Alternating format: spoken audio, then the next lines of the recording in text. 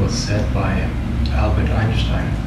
He said, imagination is much more important than knowledge.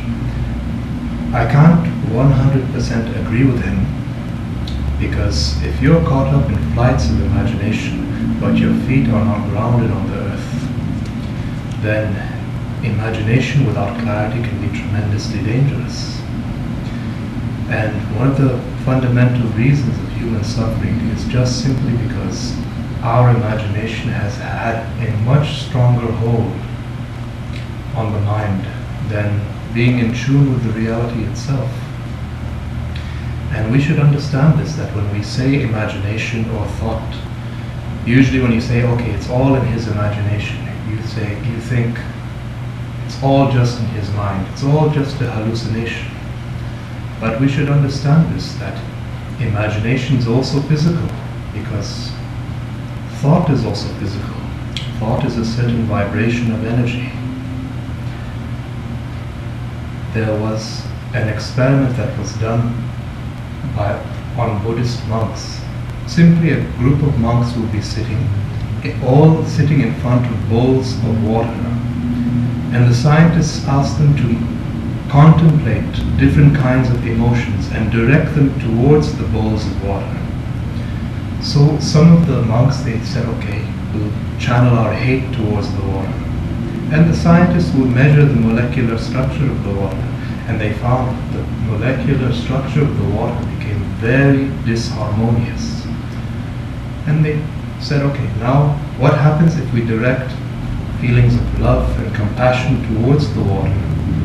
And again, they measured the molecular structure, and they found that the readings of the molecular structure of the water was very steady, very organized, very harmonious. So usually we understand this, that yes, the environment can have an influence on the mind, but very rarely do we also understand that it's also true the other way around, that the mind can also have an influence on the environment. So when we talk about the imagination of the mind, we should not underestimate this, because as I've explained to you were here in the other class, every thought that we have, every emotion that we have, every sight and sound and perception that's coming into us, this actually all creates physiological changes at the level of the body. So this is why in yoga we never talked about the mind as simply the mind. We said we were talking about the mental body. We actually called it a mental body. The manomaya kosha, that means the mental body. Because, and we mean this literally, because every single cell in the body, every single atom of this body is inseparable from the mind.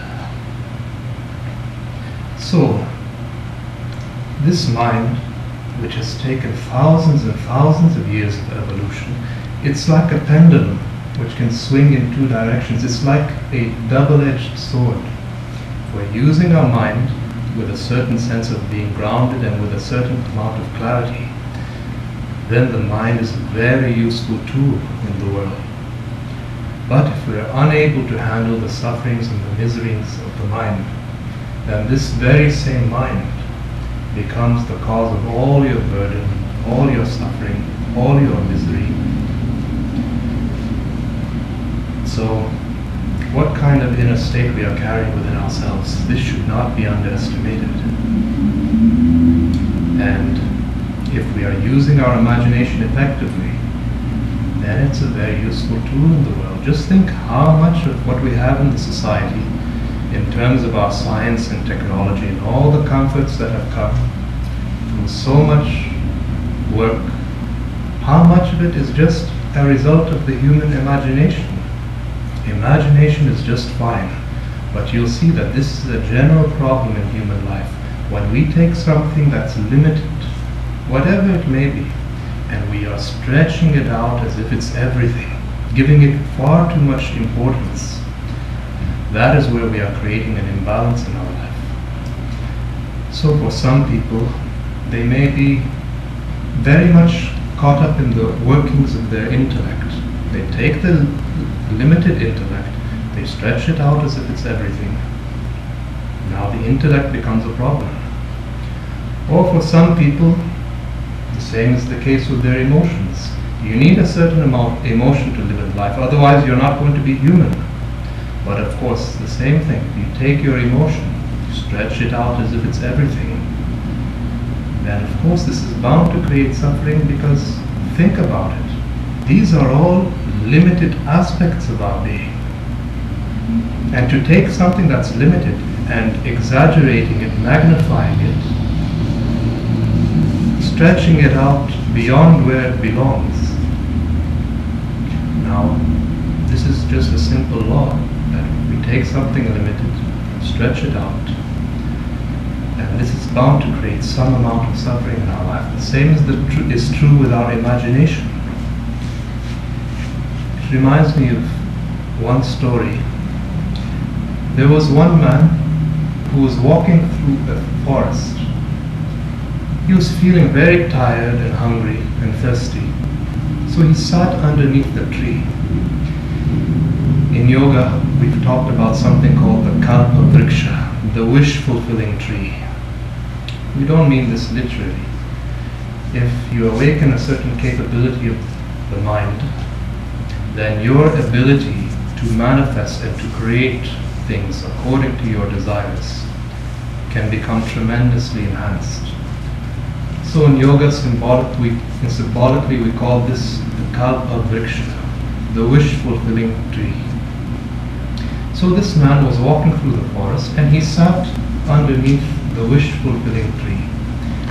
And he thought, okay, I'm so hungry.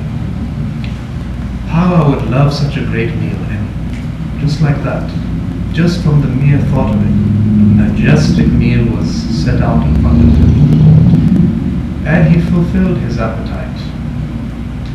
Then he thought, okay, I'm really thirsty. I would really like some water. In exactly the same way, suddenly a river stream just manifested next to him, full of fresh, pure water. So he quenched his thirst with the water. Then he thought to himself, oh, now I'm feeling kind of tired. How I would love to have such a comfortable bed. And in exactly the same way, suddenly a bed just manifested next to him. So he went on the bed, went to sleep.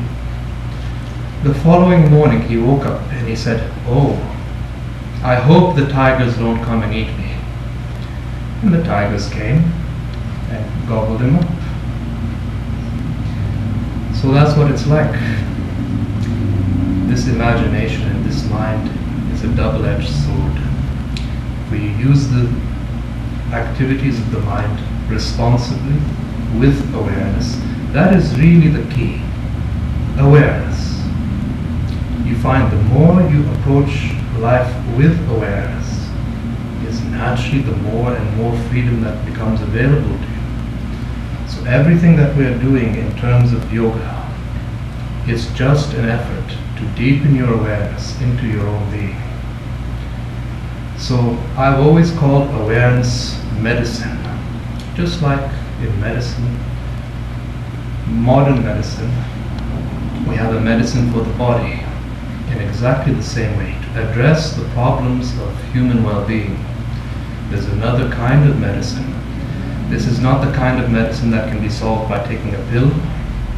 This is not the kind of medicine that the drug won't do it, because as far as the fundamental problems of the mind is concerned, we need to go as deep as possible, all the way to the roots. And in yoga we've always said that the fundamental cause of human suffering is just one. You take care of this one fundamental cause of suffering, you find all the other problems in your life simply dissolving and collapsing.